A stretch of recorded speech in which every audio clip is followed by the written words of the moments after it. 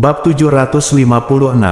Faktanya, pada titik ini, kedua bersaudara itu sudah menemukan jawabannya. Saat ini, segala sesuatu yang berupa uang atau bukan hanyalah kepemilikan eksternal. Yang benar-benar berarti bagi mereka saat ini adalah kebebasan dan identitas pewaris keluarga Xiaolin. Dengan hanya tersisa 10% saham di tangannya, dia masih bisa memastikan bahwa dia akan mendapatkan makanan dan pakaian yang baik selama sisa hidupnya. Namun jika Anda terjebak di peternakan anjing di luar negeri selama sisa hidup Anda, tidak akan ada kesempatan bagi Anda untuk berbalik. Oleh karena itu, jika kita bandingkan kedua pilihan ini, sesungguhnya keduanya satu di langit dan satu lagi di bumi. Ketika Ichiro Kobayashi mengatakan bahwa dia bersedia memberikan 90% saham kepada Ye Chen, Jiro Kobayashi menjadi gila. Dia berseru hampir dengan putus asa, "Tuan Ye, jika Anda bersedia bekerja sama dengan saya dapat memberi Anda 95% sahamnya." Ye Chen tersenyum sedikit dan berkata, "Kobayashi Jiro, Anda sedikit terlambat untuk menyadari hal ini. Saya pikir akan lebih tepat untuk bekerja sama dengan saudaramu." Begitu Ye Chen mengatakan ini, ekspresi Kobayashi Ichiro tiba-tiba menjadi sangat bersemangat, sementara Kobayashi Jiro merasa seolah-olah dia telah jatuh ke dalam jurang, dan seluruh dirinya sepenuhnya putus asa. Ichiro Kobayashi berlutut dengan penuh semangat dan bersujud kepada Ye Chen, tersedak oleh isak tangis dan berkata, "Tuan Ye, terima kasih atas kepercayaan dan penghargaan Anda. Saya akan selalu mengikuti petunjuk Anda dalam segala hal di masa depan. Jika Anda meminta saya pergi ke timur, aku tidak akan pernah pergi ke barat." Ye Chen mengangguk. Dia mengangguk, menatap Kobayashi Jiro yang putus asa dan berkata sambil tersenyum, "Jiro, kamu tidak perlu terlalu khawatir, apalagi putus asa. Kerjasamaku dengan saudaramu hanya sementara." Begitu kata-kata ini keluar, kedua bersaudara itu menatap Ye Chen dengan gugup. Marven melanjutkan, "Jika kakakmu bekerja sama dengan baik, aktif bekerja sama denganku, dan membuatku puas, maka aku boleh terus bekerja sama dengannya. Tapi jika dia berani punya ide lain denganku dan membuatku merasa tidak puas, maka dia akan melakukannya ditangkap lagi, atau ditangkap di sini. Biarkan dia memelihara anjing, bukan Anda, dan kemudian biarkan Anda menggantikannya sebagai juru mudi keluarga Xiaolin." Setelah mendengar ini, Ichiro Kobayashi segera menyatakan pendiriannya tanpa ragu-ragu, "Tuan Ye, tidak peduli betapa khawatirnya kamu, aku tidak akan pernah keberatan, dan aku tidak akan pernah membiarkanmu merasa tidak puas padaku." Kobayashi Jiro putus asa dalam hatinya. Melihatnya seperti ini, mulai sekarang, aku hanya akan hadir untuk mengintimidasi saudaraku, dan arti keberadaanku adalah untuk terus-menerus mengingatkan saudaraku untuk mendengarkan baik-baik kata-kata Ye Chen. Jika kakakku tidak melakukan kesalahan apapun, maka dia tidak akan punya kesempatan untuk berdiri. Kobayashi Ichiro juga tahu betul bahwa adik laki-lakinya adalah cara Ye Chen mengendalikannya. Jika dia tidak mendengarkannya, dia mungkin akan bertukar dirinya dengan adik laki-lakinya lagi. Oleh karena itu, dia harus bekerja sama sepenuhnya dengan Ye Chen agar tidak kembali lagi padanya lagi. Ke tempat sialan ini, yang diinginkan Ye Chen adalah kedua bersaudara itu saling memeriksa dan menyeimbangkan. Melihat tujuan mereka tercapai, mereka merasa lega. Kemudian, dia melihat ke arah Ichiro Kobayashi dan berkata dengan tenang, "Ichiro, kamu harus mempersiapkan diri dengan hati-hati hari ini. Aku akan pergi keluar kota dalam 2 hari ke depan. Saat aku kembali, aku secara pribadi akan membawamu ke Jepang untuk mewarisi keluarga Kobayashi. Tapi sebelum saya pergi sebelum itu, Anda harus menandatangani kontrak dengan saya dan memberi saya 90% saham Kobayashi Pharmaceutical keluarga Anda." Ichiro Kobayashi mengangguk, "Jangan khawatir, Tuan Ye, saya bisa menandatangani dan berjanji kapan saja." Ye Chen puas dan tersenyum sedikit, berkata, "Baiklah, kalian berdua bersaudara tinggal di sini sekarang, saya akan kembali dalam beberapa hari."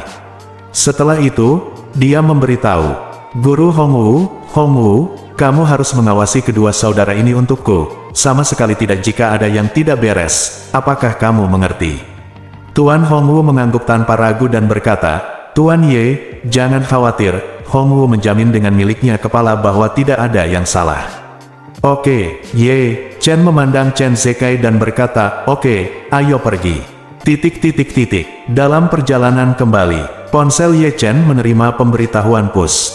Dorongan ini adalah sebuah berita dengan judul, pemain sanda wanita berbakat Jepang Nanako Ito telah keluar dari bahaya, dan dokter mengatakan dia mungkin mengucapkan selamat tinggal pada ring sepenuhnya.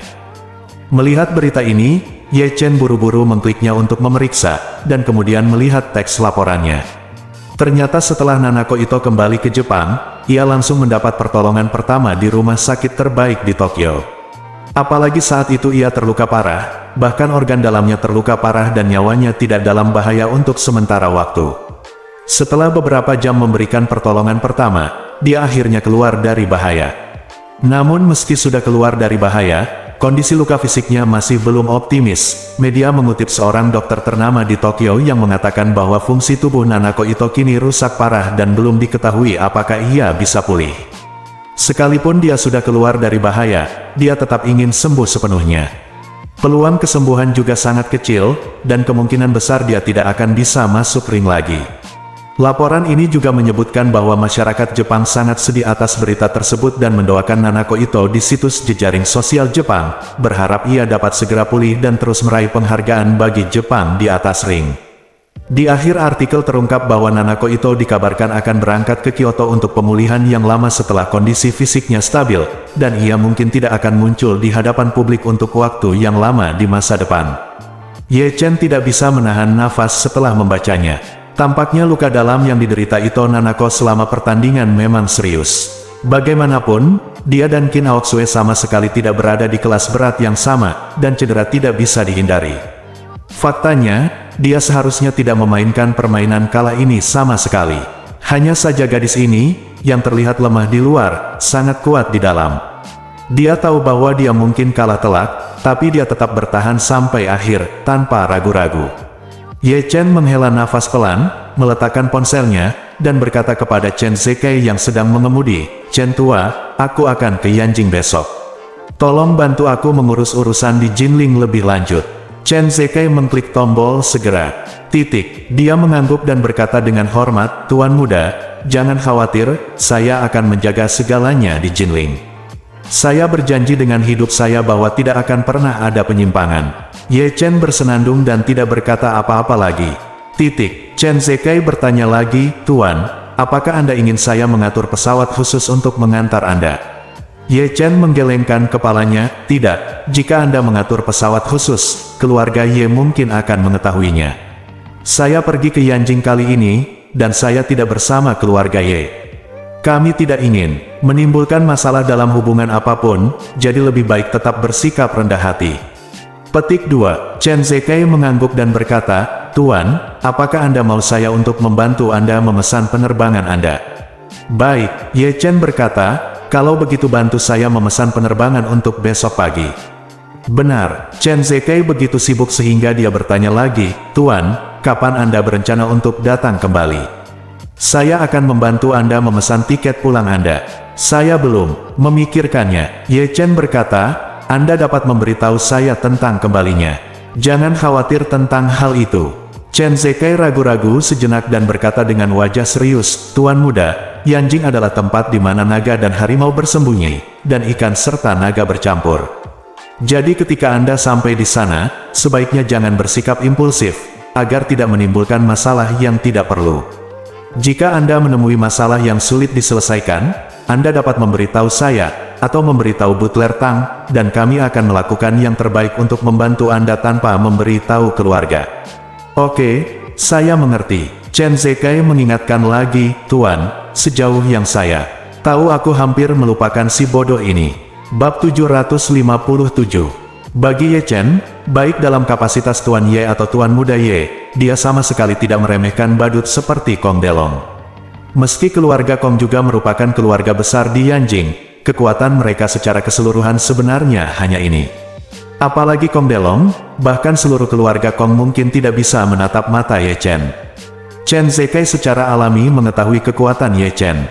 Inilah tuan yang membunuh 8 raja keluarga Wu dengan satu gerakan. Dengan kekuatan seperti itu, keluarga Kong jelas bukan tandingannya. Tapi Chen Zekai juga tahu betul, tempat seperti apa Yanjing itu. Air di sana sangat dalam, di dalam air yang nampaknya tenang ini sebenarnya bisa disembunyikan segala macam benda raksasa, entah apakah ikan mas atau naga asli akan muncul dari dalam air sedetik kemudian. Terlebih lagi, Ye Chen pergi ke Yanjing sendirian kali ini. Chen Zekai juga takut dia akan kalah jumlah di Yanjing, jadi dia mengingatkannya, "Tuan, meskipun keluarga Kong tidak memiliki kekuatan terbaik, mereka masih memiliki koneksi tertentu dan yayasan di Yanjing. Ya, kamu tidak akan memberitahu keluargamu kali ini, jadi kamu harus berhati-hati mungkin." Ye Chen tahu bahwa Chen Zekai mengucapkan kata-kata ini karena niat baik, jadi dia mengangguk ringan, "Saya mengerti, Chen tua, jangan khawatir." Sambil menunggu di lampu merah, Chen Zekai menggunakan ponselnya untuk membantu Ye Chen membeli tiket bagi Ye Chen untuk pergi ke Yanjing besok pagi. Lalu dia berkata kepada Ye Chen, "Tuan, penerbangannya jam 10 besok pagi. Saya membelikan Anda kabin kelas 1. Oke, petik 2. Ye Chen mengangguk ringan dan melihat keluar jendela ke samping, berpikir bahwa besok akan menjadi waktunya kembali ke Yanjing untuk pertama kalinya setelah lebih dari 10 tahun. Dia sebenarnya merasa sedikit gugup. Kali ini, dia tidak berencana untuk kembali ke keluarga Ye, dia juga tidak berencana untuk bertemu dengan keluarga Ye. Tapi dia berencana untuk pergi ke makam orang tuanya untuk memberi penghormatan. Sebagai seorang anak, tidak berbakti jika tidak pergi ke kuburan untuk memberi penghormatan setelah bertahun-tahun. Akan lebih tidak bisa dimaafkan jika tidak pergi ke Yanjing untuk memberi penghormatan. Kembali ke rumah, Xiao Changkun dan Malan telah kembali ke kamar masing-masing. Xiao Churan juga tidak ada di ruang tamu. Ye Chen datang ke kamar tidur di lantai 2 dan melihat Xiao Churan berdiri di teras, jadi dia berjalan ke arahnya dan berkata dengan lembut, "Sayang, ini sudah larut, kenapa kamu masih berdiri di luar? Cuacanya sangat dingin sekarang, jadi kamu harus segera kembali ke rumah." Xiao Churan baru saja melihatnya memasuki halaman, jadi dia tidak terkejut dengan penampilannya, dan berkata sambil tersenyum, "Cuacanya ramalan mengatakan akan turun salju malam ini. Jinling terletak di selatan sungai Yangtze, dan hanya ada sedikit salju yang turun. Kadang-kadang kita tidak melihat satupun salju turun dalam setahun. Saya ingin melihat apakah saya bisa menunggu sampai turun salju." Ye Chen mengangguk dan bertanya sambil tersenyum, "Apakah kamu menyukainya?" Tanda tanya, "Jika turun salju, kita bisa pergi ke utara untuk melihat salju jika kita memiliki kesempatan di masa depan." Petik 2. Xiao Churan berkata dengan wajah penuh kerinduan, "Saya terutama suka lihatlah tempat-tempat yang penuh salju putih, seperti di bawah Gunung Changbai di Tiongkok, seperti Hokkaido di Jepang. Ayo pergi dan lihat apakah kita punya kesempatan." Ye Chen bertanya sambil tersenyum, "Kemana harus pergi? Changbai gunung atau Hokkaido?" Xiao Churan berkata, "Pergi ke Gunung Changbai dulu." Ketika Ye Chen memikirkan Gunung Changbai, selain berpikir untuk membunuh Bada di kaki gunung, Ye Chen selain adegan Raja Surga, mau tak mau aku memikirkan ayah dan anak erotis dalam keluarga Wei. Jadi dia menggelengkan kepalanya dan berkata, "Lebih baik tidak pergi ke Gunung Changbai. Jika kamu punya kesempatan, pergilah ke Hokkaido atau Kunlun Gunung." Xiao Churan bersenandung, menghela nafas, "Tahun baru Imlek hampir tiba. Dan ini akan menjadi hari ulang tahunmu setelah bulan pertama. Apakah kamu punya ucapan selamat ulang tahun?" Ye Chen menggelengkan kepalanya, "Aku tidak punya ucapan selamat ulang tahun. Aku hanya berharap kekasihku sehat dan selamat." Xiao ketika Churan mendengar kata-kata santai Ye Chen, dia sangat tersentuh. Mau tak mau aku berjalan ke arah Ye Chen, meringkuk dengan lembut ke dalam pelukannya, menatap bintang-bintang di langit, dan berkata dengan kebahagiaan di wajahku, "Setelah tahun baru, ini akan menjadi tahun keempat pernikahan kami." Ya, Ye Chen hanya bisa menghela nafas, sudah 4 tahun, waktu berlalu sangat cepat. Apakah ini cepat? Tanda tanya petik 2. Xiao Churan berkata dengan serius, "Saya tidak berpikir waktu berlalu dengan cepat sama sekali. 4 tahun ini, semua yang terjadi ada terlalu banyak hal, terutama di dalam dirimu, terlalu banyak perubahan telah terjadi." Ye Chen menyentuh hidungnya, Apakah aku sudah berubah?" Xiao Churan mengangguk dan berkata, "Tentu saja aku telah berubah. Tidak peduli apa yang kamu rasakan, atau seluruh aura dan sikapmu, sepertinya sudah banyak berubah sejak pertama kali kamu menikah." Saat dia berbicara, dia bergumam pelan, "Tapi ini sangat aneh. Lalu kupikir menurutku perubahan ini memang sangat besar, tapi terkadang kalau dipikir-pikir, Aku merasa semuanya wajar-wajar saja, seolah-olah kamu selalu seperti ini. Ye Chen menghela nafas pelan dan berkata padanya, oh iya, aku punya istri, dan sudah diputuskan untuk pergi ke Yanjing untuk melihat Feng Shui. Aku akan berangkat besok pagi. Berangkat besok, tanda tanya petik 2, Xiao Churan bertanya dengan heran, mengapa kamu begitu terburu-buru? Ye Chen tersenyum dan berkata, semuanya sudah masuk. Ini bulan lunar ke-12, dan tahun baru Imlek hanya tinggal sekitar 20 hari lagi. Pelanggan di sana juga sangat cemas, dan mereka semua ingin menyelesaikan semuanya sebelum tahun itu, dan kita tidak bisa menahan mereka. Xiao Churan mengangguk ringan. Dia mengangguk dan berkata dengan serius, suamiku, meskipun Feng Shui bisa menghasilkan uang, aku tidak ingin kamu sering berlarian di masa depan. Setelah kamu mengatakan ini, aku telah berpikir bahwa kita telah menikah selama hampir 4 tahun. Sepertinya aku tidak pernah berpisah siang dan malam. Memikirkanmu pergi ke Yanjing selama beberapa hari membuatku merasa sangat tidak nyaman. Pada titik ini, dia mendesah sedih, seperti yang kamu tahu, hubungan antara orang tuaku tidak pernah sebaik ini.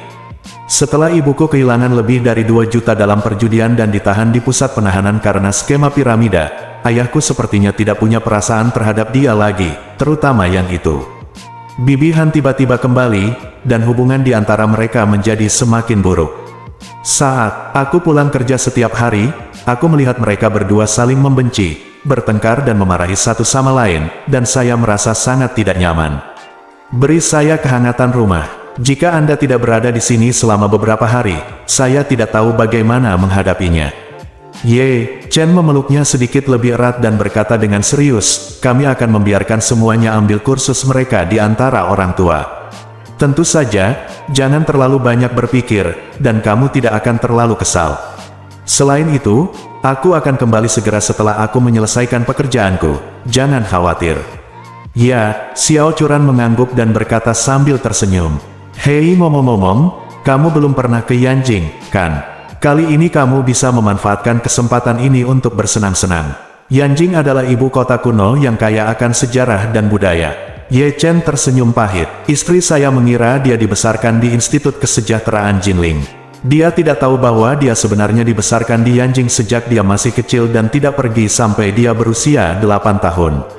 Namun, dia juga senang karena Xiao Churan tidak tahu apa-apa tentang identitasnya. Jadi dia tersenyum dan berkata, oke, saya pasti akan menemukan kesempatan untuk melihat lebih banyak kali ini. Xiao Churan berkata sambil tersenyum, kakek masih hidup sebelumnya. Saat dia masih kecil, dia membawaku ke Yanjing beberapa kali. Dia sangat menyayangi Yanjing. Menurutnya, nenek moyang kami telah menjadi budak keluarga kaya di Yanjing selama beberapa generasi, dan keluarga itu sangat baik kepada kami, keluarga, tetapi kemudian karena perang, beberapa budak rumah tangga dipecat. Saat dia berbicara, dia menambahkan, tetapi alasan mengapa keluarga kami sebesar ini adalah karena keluarga besar itu memberikan banyak tunjangan ketika mereka diberhentikan. Ye Chen bertanya sambil tersenyum, apakah kakek mengatakan itu? Siapa nama dan latar belakang keluarga kaya itu? Petik 2, saya tidak pernah mengatakan itu. Xiao Churan menggelengkan kepalanya dan berkata dengan serius, tetapi kakek selalu menyatakan penyesalan sebelumnya, mengatakan bahwa dia tidak memiliki kesempatan untuk membalas kebaikan besar keluarga ini. Sejak saya sepanjang yang saya ingat, saya telah membicarakannya selama hampir 20 tahun. Tetapi dalam beberapa tahun ke depan, saya mungkin telah memalingkan muka dan tidak pernah mengatakannya lagi. Ketika Xiao Churan memikirkan sesuatu, dia tiba-tiba berkata, hei, pikirkanlah sekarang, sepertinya bahkan setelah kita menikah, dia tidak pernah mengatakannya lagi. Bab 758. Setelah mendengar apa yang dikatakan Xiao Churan, Ye Chen tersenyum dan tidak berkata apa-apa. Dia tahu kenapa Tuan Xiao berhenti membicarakan masalah ini setelah dia menikah dengan Xiao Churan, karena Tuan Xiao merasa bahwa dengan menikahkan Xiao Churan dengannya dan memberinya sebuah keluarga, dia sama saja dengan meminta Ye keluarga membalas budi. Tapi tentu saja dia tidak akan memberitahu Xiao Churan tentang hal ini. Pada saat ini, Xiao Churan tiba-tiba melihat ke langit dan berkata dengan gembira, wow, benar-benar turun salju. Ye Chen mengangkat kepalanya, dan kepingan salju dingin jatuh di dahinya, membawa sedikit kesejukan, dan kemudian langsung meleleh. Awalnya hanya ada sedikit kepingan salju yang berjatuhan di sana-sini, 10 menit kemudian, kepingan salju di seluruh langit berjatuhan di sepanjang langit malam. Bagi Jinling, sebuah kota di selatan, salju lebat seperti itu jarang terjadi. Xiao Churan menari gembira di salju seperti anak kecil. Melihat salju semakin lebat, dia menarik Ye Chen ke halaman. Sambil mengumpulkan lapisan tipis salju dari atap mobil, dia berkata kepada Ye Chen, jika hujan seperti ini, kita bisa membuat manusia salju dan bermain bola salju, berkelahi besok. Iya, Ye Chen mengangguk dan menghela nafas, saya belum pernah membuat manusia salju selama bertahun-tahun. Terakhir kali dia melakukan hal semacam ini adalah ketika dia berada di rumah kesejahteraan. Bersama temannya Zhao Hao, dia membawa anak-anak dari panti asuhan bersamanya adik perempuan saya, Li Xiaofen, membuat manusia salju besar di ruang terbuka panti asuhan. Dan dalam sekejap mata, hampir 10 tahun telah berlalu. Salju lebat di Jinling semakin lebat. Momen WeChat, Weibo, dan Douyin hampir semuanya tentang salju. Bahkan Tuan Song memposting kiriman WeChat dan mengambil gambar menghadap pemandangan salju dari lantai atas villa. Foto tersebut disertai dengan 5 kata, salju yang menguntungkan menandakan panen yang baik. Song Wanting juga mempostingnya di WeChat Moments. Tidak ada gambar, hanya satu kalimat, saya menulis nama Anda di salju. Saya takut orang akan melihatnya itu jelas, jadi aku menghapusnya lagi. Pergilah. Ye Chen menebak bahwa, kamu, yang dia bicarakan seharusnya adalah dia, tetapi dia tidak menyukainya atau meninggalkan pesan. Malam itu, Ye Chen menemani Xiao Churan dan bermain di salju dalam waktu yang lama, baru setelah pukul 12 mereka berdua kembali ke kamar untuk beristirahat. Mematikan lampu, Ye Chen berbaring miring di tempat tidur dan tidak bisa tidur. Sekarang, hanya tersisa kurang dari 10 jam sebelum dia kembali ke Yanjing setelah 18 tahun. Xiao Churan juga tidak tertidur. Di malam hari, dia tiba-tiba naik ke tempat tidur Ye Chen dari tempat tidurnya sendiri, memeluknya dengan lembut dari belakang, dan berkata dengan penuh semangat di telinganya, sayang, pergi dan kembalilah secepat mungkin besok, aku akan merindukanmu. Ye Chen mengangguk lembut dan menyentuh tangan lembutnya, perasaan dipenuhi dengan emosi di dalam hatinya. Malam itu, Ye Chen hampir tidak tidur. Untungnya, tubuhnya sudah berbeda dari orang biasa, dan dia tidak merasakan ketidaknyamanan apapun meskipun dia tidak tidur sepanjang malam. Karena penerbangannya jam 10 pagi, dia harus sudah tiba di bandara sebelum jam 9, jadi Ye Chen bangun pagi-pagi sekali. Ketika dia bangun, Xiao Churan, yang telah membuat manusia salju sampai jam 12 tadi malam, masih terjaga. Ye Chen tidak ingin mengganggunya, jadi dia meninggalkan catatan di samping tempat tidur dan menulis, sayang, aku pergi. Tunggu aku ketika aku kembali. Kemudian dia mengganti pakaiannya, membawa dompet dan kartu identitasnya, dan mengemas beberapa tas lagi, dengan pil peremajaan di tubuhnya, dia meninggalkan kamar tidur. Begitu dia turun, ibu mertuanya, Malan, yang mengenakan celemek, bergegas keluar dapur dan berkata dengan penuh kasih sayang, oh, menantuku sayang, kenapa kamu bangun pagi-pagi sekali hari ini?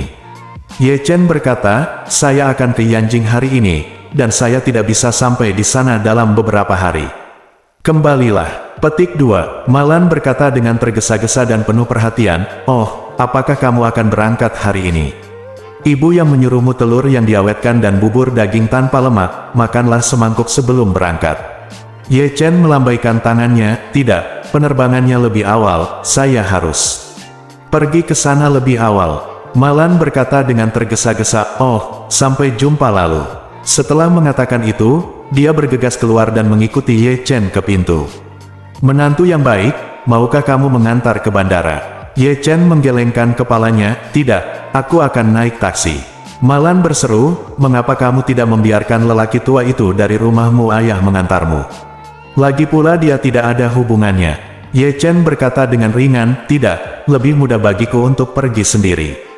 Malan mengangguk dengan senyum puas dan berkata, kalau begitu, kamu harus memperhatikan keselamatan di jalan.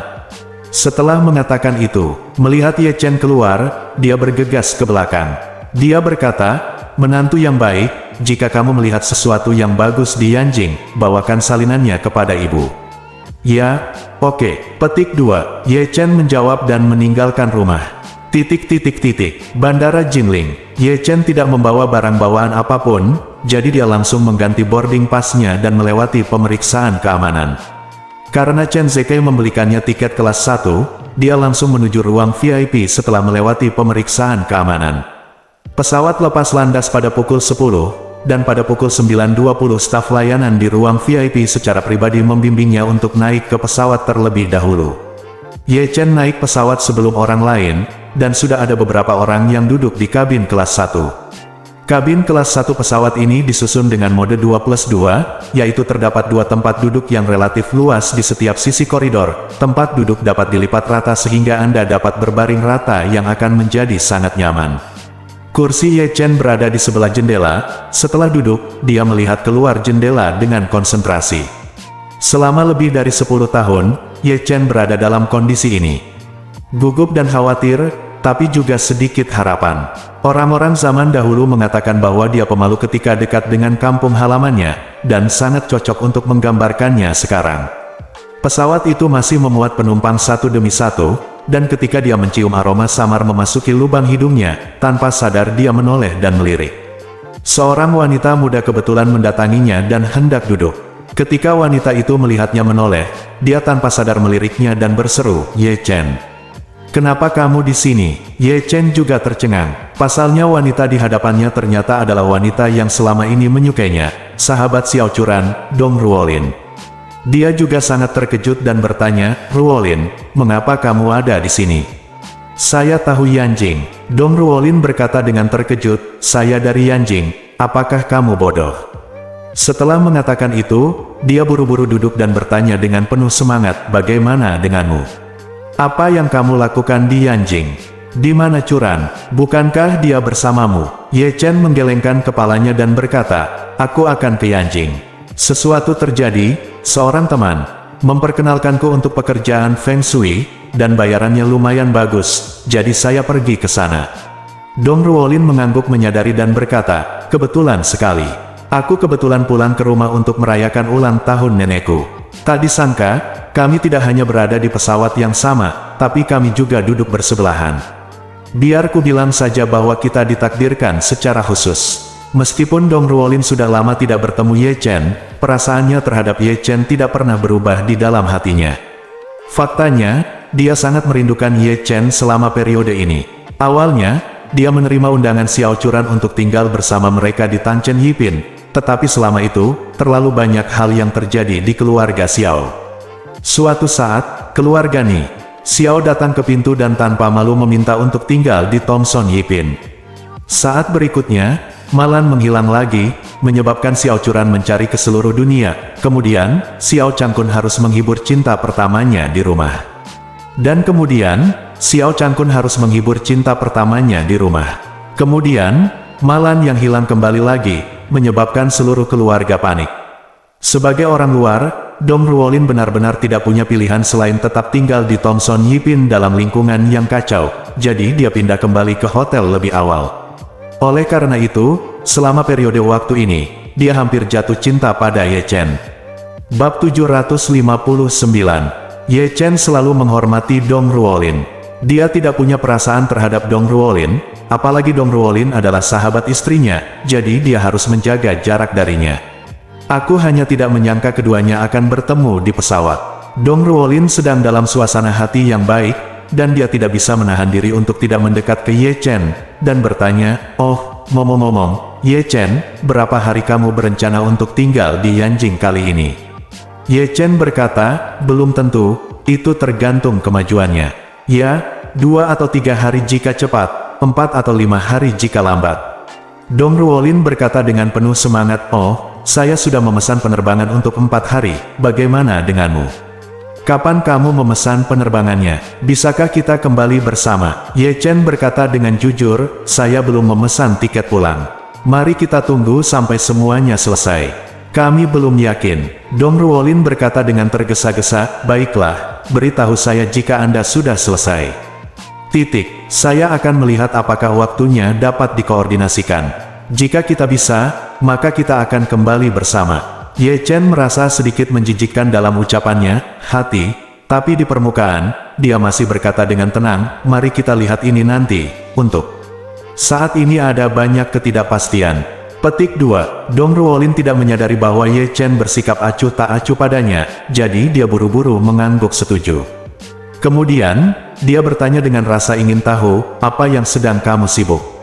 Bagaimana kabarmu? Petik 2. Ye Chen berkata, saya tidak sibuk dengan apapun. Saya hanya menunjukkan Feng Shui kepada orang-orang sesekali, dan menghabiskan sisa waktu di rumah. Dong Ruolin dengan hati-hati bertanya, Ibu Curan tidak menyusahkanmu setelah dia kembali, kan? Petik 2. Tidak. Ye Chen tersenyum dan berkata, dia jauh lebih damai sekarang daripada sebelumnya. Petik 2. Itu sangat bagus. Dong Ruolin dia menghela nafas dengan tulus, aku khawatir Bibi Ma akan mengganggumu di rumah. Senang sekali dia bisa tenang. Ye Chen mengangguk ringan, mengeluarkan ponselnya, mengirim pesan WeChat ke Gu Qiuyi, dan berkata kepadanya, Nani, beri aku alamat spesifik rumahmu, aku akan tiba hari ini. Gu Qiuyi segera mengiriminya panggilan suara secara langsung, dan bertanya dengan penuh semangat. Saudara Ye Chen, apakah kamu tiba hari ini? Ya, titik. Ye Chen berkata, saya baru saja selesai mengurus semuanya di sini tadi malam, jadi saya memesan penerbangan sementara untuk hari ini. Gu Qiuyi berkata dengan tergesa-gesa, kapan Anda akan mendarat? Saya akan menjemput Anda di bandara. Kamu Chen mengira dia adalah bintang besar, jadi dia mungkin datang dan pergi. Paparazi mengikutinya, jadi dia berkata, jangan ganggu kamu, kirimkan saja lokasi spesifiknya dan saya akan pergi ke sana sendiri. Gu Qiuyi berkata, tidak, aku akan menjemputmu, tapi jangan khawatir, aku akan berdandan menyamar. Tidak ada yang akan mengenalinya. Petik 2. Lupakan saja. Ye Chen berkata, paparazi sangat kuat. Bagaimana banyak selebritas yang menipu dan merusak sepatu mereka, mereka semua mengira mereka tersembunyi dengan baik, tetapi mereka semua difoto oleh paparazi. Kami di sini. Gu Qiuyi berkata tanpa daya, baiklah. Saya akan mengirimkan lokasinya kepada Anda di WeChat nanti. Bisakah kamu tiba di siang hari? Aku akan meminta keluargaku menyiapkan makan siang. Ye Chen berpikir sejenak, itu benar, kalau begitu aku hanya mengganggumu. Gu Qiuyi berkata sambil tersenyum, aku menang, aku belum memberitahu orang tuaku tentang hal ini. Aku hanya akan mengatakan bahwa seorang teman lama akan datang ke rumahku sebagai tamu. Aku yakin mereka akan sangat senang ketika melihatmu. Ye Chen berkata ya, setelah menangis, ada sedikit kehangatan di hatiku. Memikirkan kondisi fisik ayah Gu Qiuyi yang memburuk, Gu Yanzong, dia bertanya, apakah paman Gu baik-baik saja?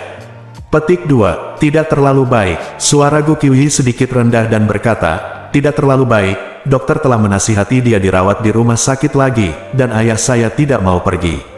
Saya pikir dia sedikit depresi, mungkin dia sudah pasrah pada nasibnya, dan tidak ingin mengalami masalah lagi. Dia selalu merasa bahwa itu sangat tidak sopan menerima berbagai perawatan di rumah sakit. Kamu mungkin tidak tahu banyak tentang karakternya, tapi ibuku berkata bahwa dia persis seperti ayahmu, sama seperti dua saudara laki-laki, dia sangat sombong dan tidak mendengarkan nasihat.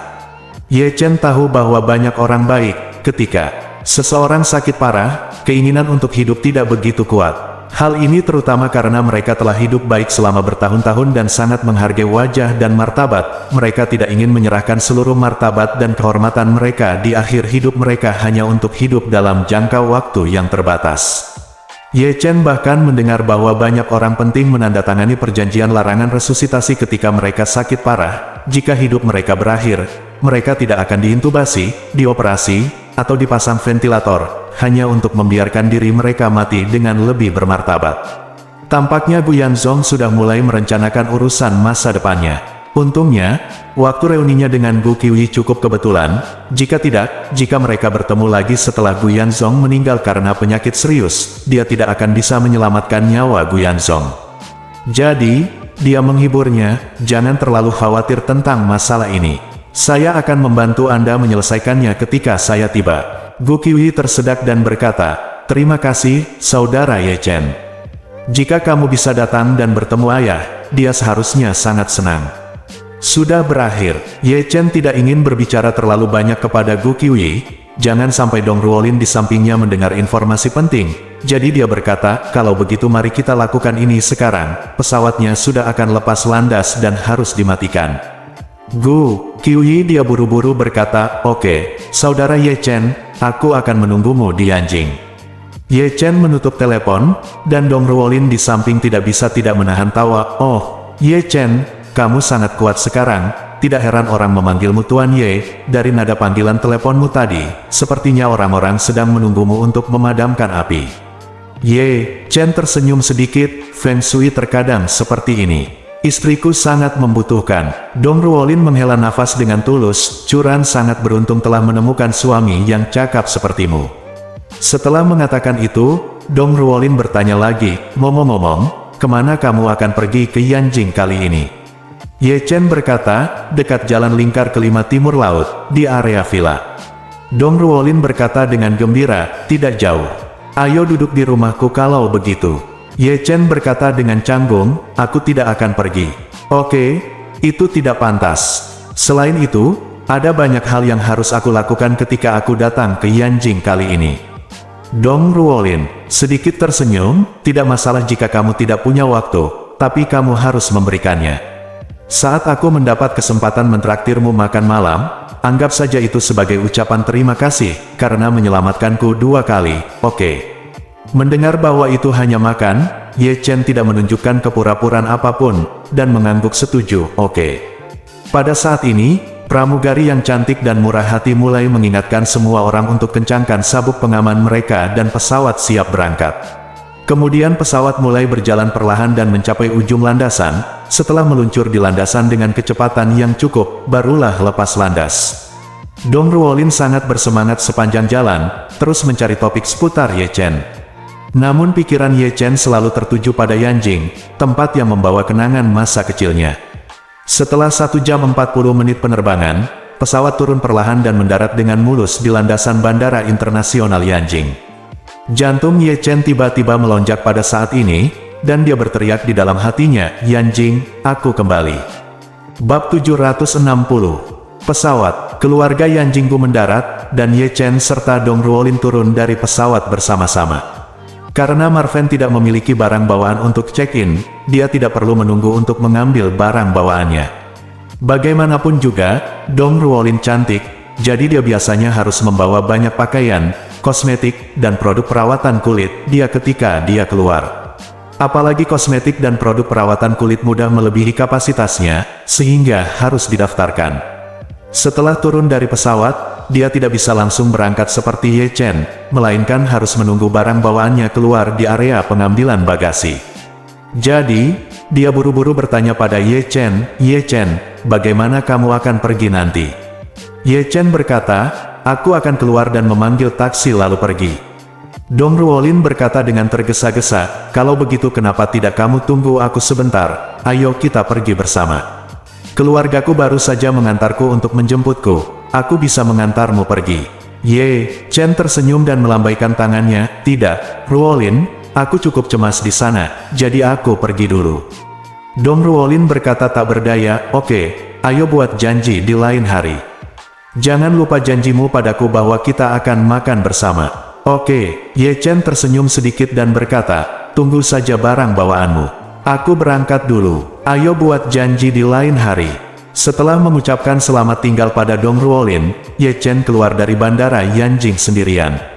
Setelah dia keluar, dia tidak punya waktu untuk mengungkapkan emosinya, jadi dia akan langsung pergi ke halte taksi untuk mengantri taksi. Tepat setelah dia keluar, seorang wanita berbalut jaket tebal, topi jaket, topeng dan kacamata hitam berlari ke arahnya dengan cepat. Sebelum dia bisa melihat dengan jelas, wanita itu melemparkan dirinya ke arahnya dengan gembira, berteriak dengan gembira, saudara Ye Chen. Ye Chen mengenali bahwa suara wanita itu adalah Gu Qiuyi, jadi dia menurunkan kewaspadaannya dan membiarkannya bergegas masuk ke dalam pelukannya. Memegang Gu Qiuyi dengan lembut, Ye Chen mau tidak mau bertanya padanya, bukankah aku sudah memberitahumu untuk tidak menjemputku? Kenapa kamu datang ke sini? Gu Qiuyi berkata dengan lembut, aku ingin bertemu denganmu lebih cepat. Aku takut kalau, ketika aku tinggal di rumah, aku tidak bisa tidak memberitahu orang tuaku sebelumnya bahwa kamu akan datang, jadi aku lari begitu saja. Ye Chen bertanya lagi, kamu tidak akan terlihat oleh paparazi jika kamu keluar sendiri. Jika kamu, seorang bintang besar, diam-diam di foto sedang memeluk seorang pria di gerbang bandara, maka popularitasmu mungkin akan sangat terpengaruh. Apa yang kamu takutkan? Gu Qiuyi berkata dengan nada acuh tak acuh, kalau benar-benar difoto, nanti diekspos. Lalu saya bilang, saya sedang memeluk tunangan saya. Jika popularitas saya menurun karena ini, biarkan saja. Saya tidak bergantung pada industri hiburan untuk membuat hidup. Aku baru saja masuk untuk bersenang-senang dan menemukanmu dengan nyaman. Sekarang aku menemukanmu. Ya, aku bisa mundur kapan saja. Petik 2. Oke, Ye Chen bertanya padanya tanpa daya, ayo kita pergi menemui paman dan bibi kita secepatnya mungkin. Apakah kamu mengemudi ke sini? Gu Qiuyi mengangguk dan berkata, aku baru saja meninggalkan mobil. Parkir di tempat parkir, ayo kita ambil mobil bersama. Saat dia mengatakan itu, Gu Qiuyi memeluk lengan Ye Chen dan membimbingnya ke tempat parkir dengan melompat. Gu Qiuyi mengendarai sedan Volvo tua yang sangat tidak mencolok hari ini. Setelah masuk ke dalam mobil, dia melepas topinya dan berkata dengan sedikit malu, Saudara Ye Chen, maaf, mobil yang saya kendarai hari ini agak lusuh, terutama karena sebagian besar mobil di keluarga kami diketahui oleh paparazzi, jadi kami mengendarai mobil tua ini. Jangan membencinya. Ye Chen mengangguk sambil tersenyum dan berkata, bagaimana aku hidup selama ini? Bukannya, aku tidak tahu. Sudah kubilang terakhir kali. Aku dulu tinggal di panti asuhan dan bekerja di lokasi konstruksi setelah aku keluar. Kakek istriku mengatur agar aku kuliah selama setahun. Aku telah melalui semua masa sulit. Bahkan jika kamu dan aku tidak masalah bagiku jika kamu membutuhkan aku berjalan ke rumahmu. Gu Qiuyi memandang Ye Chen dan menghela nafas pelan, Saudara Ye Chen, kamu telah menderita selama bertahun-tahun. Ye Chen menggelengkan kepalanya, tidak masalah jika kamu menanggung kesulitan. Menurut pendapatku, semua kesulitan yang aku alami adalah semacam pelatihan bagiku. Gu Qiuyi mengangguk dengan serius, dan saat mengemudikan mobil keluar dari tempat parkir, dia berkata, ayahku masih membicarakanmu kepadaku kemarin. Bukankah dokter memintanya untuk kembali ke rumah sakit untuk perawatan? Dia tahu bahwa kondisi fisiknya mungkin sangat buruk, jadi dia menyesali penyesalan terbesarnya adalah dia tidak dapat menemukanmu. Ye Chen tergerak dalam hatinya dan tersenyum sedikit, Nani, jangan khawatir, aku di sini, Paman. Aku pasti akan mendapatkan kembali kesehatanku. Gu Qiuyi tidak mengetahui kemampuan Ye Chen, dia juga tidak tahu bahwa Ye Chen telah lama dikenal sebagai master daun naga sejati di masyarakat kelas atas di Jinling, jadi dia tidak pernah percaya bahwa Ye Chen dapat menyembuhkan penyakit mematikan ayahnya. Saat ini, dia hanya merasa ayahnya akan sangat senang melihat Ye Chen. Jika suasana hatinya bisa membaik, saya yakin kesehatannya juga akan meningkat sampai batas tertentu. Rumah Gu Qiuyi tidak jauh dari Bandara Internasional Yanjing. Bandara Yanjing berada di timur laut kota, dan beberapa kawasan villa super terbaik di Yanjing juga berada di kawasan villa pusat tidak jauh dari sini. 20 menit kemudian, Gu Qiuyi mengemudikan mobilnya ke Ocean Mansion di Yanjing. Meskipun terdapat banyak villa di Yanjing, sebagian besar merupakan townhouse bernilai puluhan juta. Sangat sedikit villa keluarga tunggal yang besar dan mewah di kawasan perkotaan. Sebagian besar villa keluarga tunggal terletak di daerah yang sangat terpencil di utara. Dekat Xiao Tangshan, di antara terbatasnya jumlah villa keluarga tunggal di perkotaan, Ocean Mansion bisa dikatakan sebagai salah satu kawasan villa unggulan. Setiap villa di sini memiliki harga minimal 1 miliar dan mewah. Namun, tempat ini masih belum bisa dibandingkan dengan rumah keluarga Ye. Dalam ingatan Ye Chen, rumah keluarga Ye bukanlah villa mewah yang dibangun oleh pengembang seperti ini, melainkan istana seorang pangeran di dinasti Qing. Itu benar-benar kemewahan dan keagungan sederhana. Ye Chen ingat bahwa lusinan pilar emas nan di rumah itu sendiri adalah harta yang tak ternilai harganya. Konon sejak lebih dari 10 tahun lalu, harga yang tertera di pasaran sudah melebihi 100 jutaan. Ini bukan yang termewah. Yang termewah adalah rumah Pangeran Gong di Yanjing, di mana pilar nan emas bernilai lebih dari 2 miliar. Namun rumah Pangeran Gong merupakan monumen budaya nasional dan tidak dimiliki oleh perorangan. Oleh karena itu, ini dapat lebih menonjolkan keagungan rumah keluarga Ye. Saat Gu Qiuyi mengemudikan mobilnya pulang, pintu halaman terbuka secara otomatis dan pintu garasi juga terbuka secara otomatis. Seorang pelayan berusia 40-an buru-buru berlari ke garasi. Sambil membantu membuka pintu mobil, dia berkata dengan hormat, "Nona, istri saya sudah memasak makan malam dan sedang menunggu Anda. Mengapa Anda melarikan diri tanpa mengucapkan sepatah kata pun?"